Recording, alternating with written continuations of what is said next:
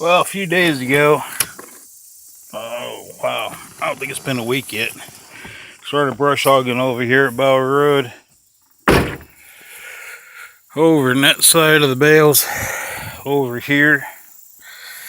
Many winters ago, I dug a trench on the other side of the shed and over here. And about the third time I dug the trench, when my back went totally crappy, I never came back over. So I brush hogged until I sunk right here a little bit. So I knew I was getting close. Of course, it's been 10 yards of pure cactus anyways. Anyways, my trench was still there, full of water. In some spots it was coming over the edge, or licking the edge of it. So right here, dropped off real quick. And this is how deep it used to be. About a foot and a half deep. But with me not paying attention to it for years, it went to crap. So I turned around on the brush hog and backed in a little bit. Found everything. And I came back with the sickle and cleaned it up some more. There's a couple of days there playing with that stuff. This is a pipe I just put together. 140 foot of it so far.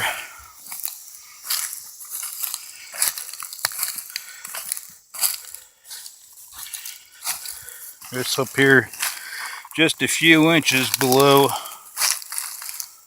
the regular ground level, I guess. But I'm sinking here, my feet about an inch or two every time I step down.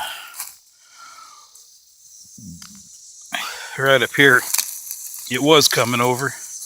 So I pulled out my Class A shovel license and attempted to dig it back out using this big feed shovel here as a temporary dam. Every now and then block it up and let the water build up behind it.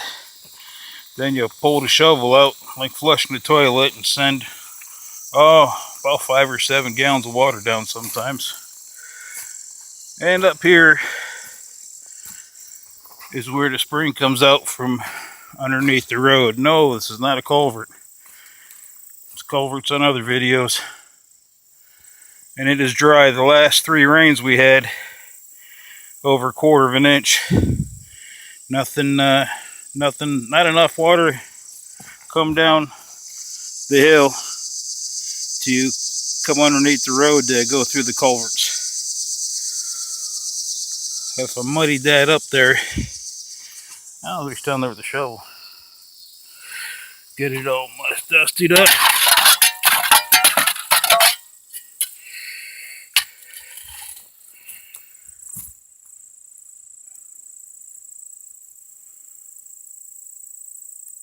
Yeah, it's coming up from the bottom still. I can't go about another 3 more inches down. I know it's going to keep coming up from the bottom.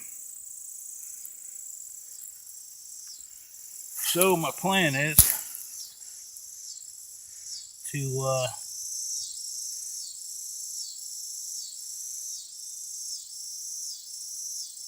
dig as much as I can out from around here, about 6-8 inches down in like a T shape, kinda.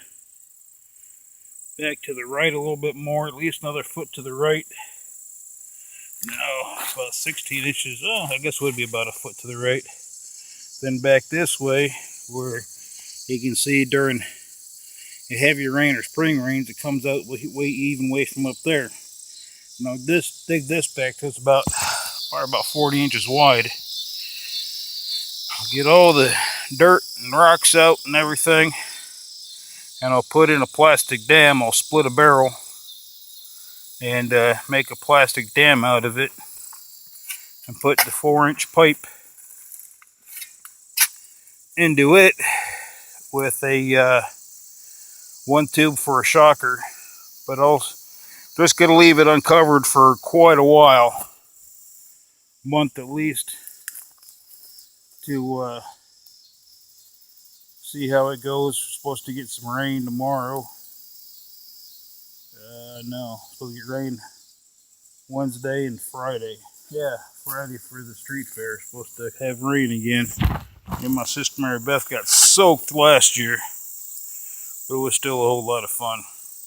So, this is the water coming out of the ground at, and it's not straight up, but it's 75 to 80 degree angle to where it banks down off the road.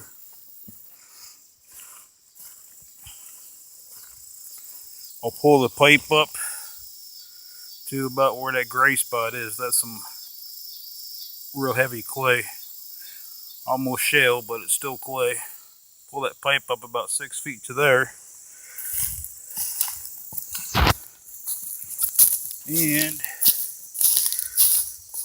so the water will go into the pipe to the creek instead of into the swamp, feeding all the cattails.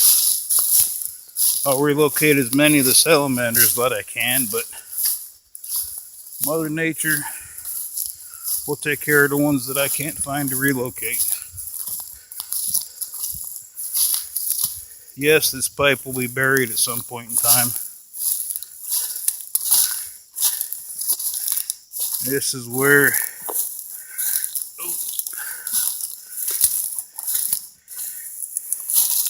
it drops down at. There's the creek.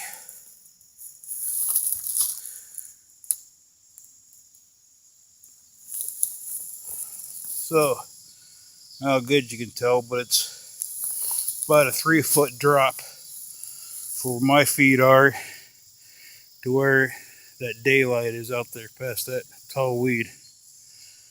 So in here, I'll dig down and put in a watering trough, and then it'll go from the watering trough into the creek. So if I needed to or wanted to, probably will for the sake of fence off the creek. The animals can drink out of the watering trough.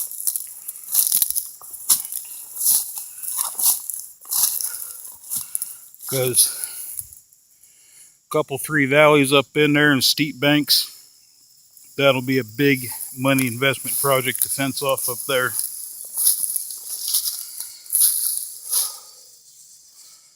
Figure 1, 2, 3, 4 rows of fence.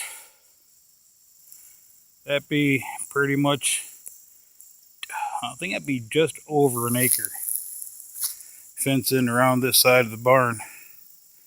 After I get the barn cleaned out and get the hay bales in there, I can get some fence up. Maybe get a couple steers over here and raise them up and jam them in the freezer.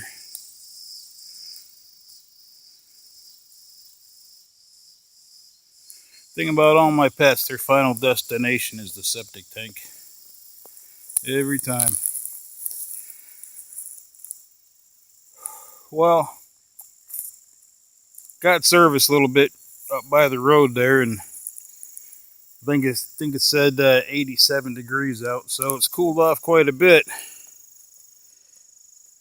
It's not even 8 o'clock yet. That's good. So we'll get the water out of here for, I'd say a couple weeks maybe. And I'll talk to the guy that's renting the farm over here. So he's got big posts put in the ground for a fence, big railroad ties, but no fence on it. So maybe instead of crossing here, I can come in between his fence post and brush hog as much as I can over here. And I'll have a tractor here and pole strap and chain, because if I don't expect to get stuck, that's when I'll get stuck. And there's no phone service, so that means a mile walk or flag somebody down on the road. That's been this week's project. Got a couple other videos I'll throw in with this one.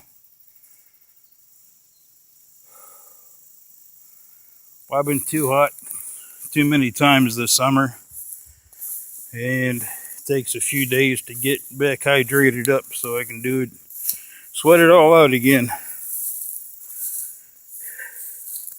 I figure with brush hogging over here, doing the shoveling, putting the pipes together, and just not developing the spring, but just getting it into the pipe to get it out of the swamp, I'll have about 16 hours wrapped up in over here.